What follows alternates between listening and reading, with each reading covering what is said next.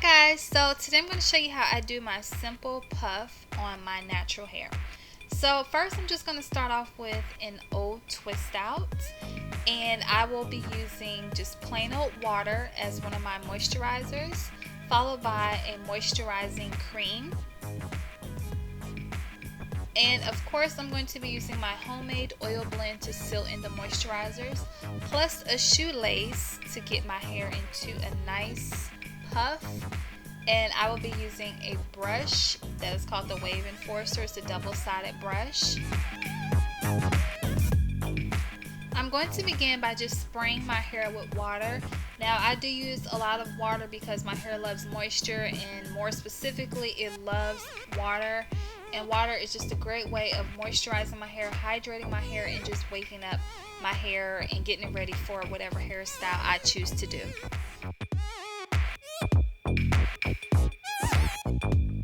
So I make sure to massage the water throughout my hair to make sure it's not dripping on my face or my neck. So I just take a few minutes to just massage the water throughout, and then I follow up with my moisturizing cream, and I use a generous amount, and I also apply that to my hair. And you guys know there's always something stuck in my hair. This time it was a bobby pin. But I just moisturize the cream throughout my hair to kind of get rid of that white residue that's there, which will go away as it dries anyway. But I make sure to get most of my hair covered with the product because, again, my hair just loves to be moisturized. So I do get a little heavy-handed with it, but it's okay because I know my hair and I know what it likes. So as you can see, my hair is a little bit more awake now that the moisturizers have been applied. And now I'm just taking my homemade oil blend and I'm going to use that to seal in those two moisturizers. With the oil, I try not to apply too much because I don't want my hair to feel extra oily or greasy or anything like that.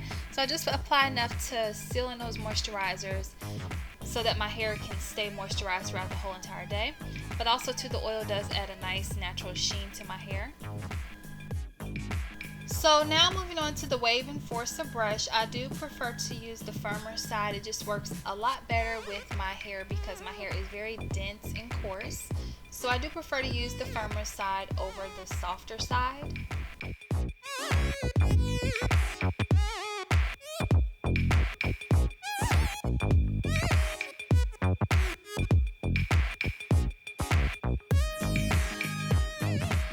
Now for the puff, I just take my shoelace and I put it at the nape of my neck, and I make sure the shoelace is even on both sides. Then I just tie the shoelace once and I pull that towards my hair to start creating my puff. But as you can see, I just tied it once and I bring it back.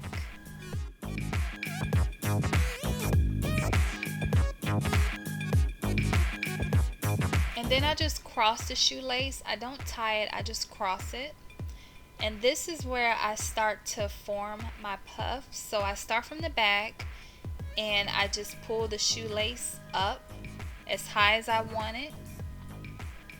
And I adjust as I go. So I'm pulling the shoelace tighter, but of course not too tight because I don't want a headache. I don't want to put any tension on my hair, especially my edges. But I do pull the shoelace tight enough to create a puff.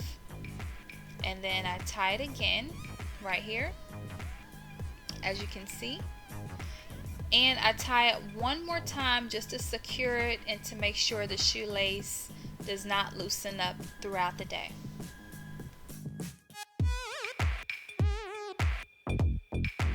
So once that part is over, I pretty much just spend the rest of my time separating my hair and fluffing it out, puffing it out, and doing whatever I can to create a nice, soft, fluffy puff.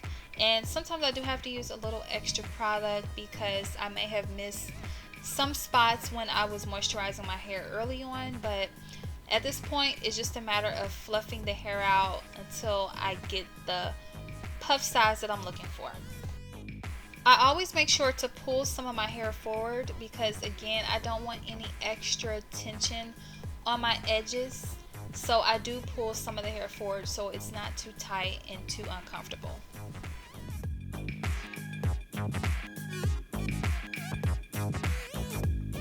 For the last step, I just take a bobby pin to secure the shoelace in place. So those two little pieces that were hanging off to the side, I just take a little bobby pin and make sure they're not showing. There have been times when I've gone out the house and forgot to do this step and I've had like a shoelace hanging from my puff, but I always try to remember to just take two bobby pins and just secure them in place like that. Very simple process.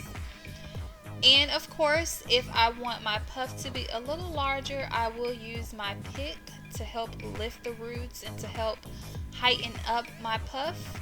But this step is not necessary unless you want your puff to be a lot bigger.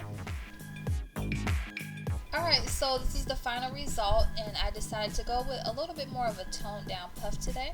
I hope you guys liked this video and found it very helpful. Make sure you follow me on Instagram at The4cProject, and you can also subscribe to my YouTube channel, which is also at The4cProject. Thank you guys so much for watching. I hope you enjoyed today's video, and I'll see you in my next one. Bye!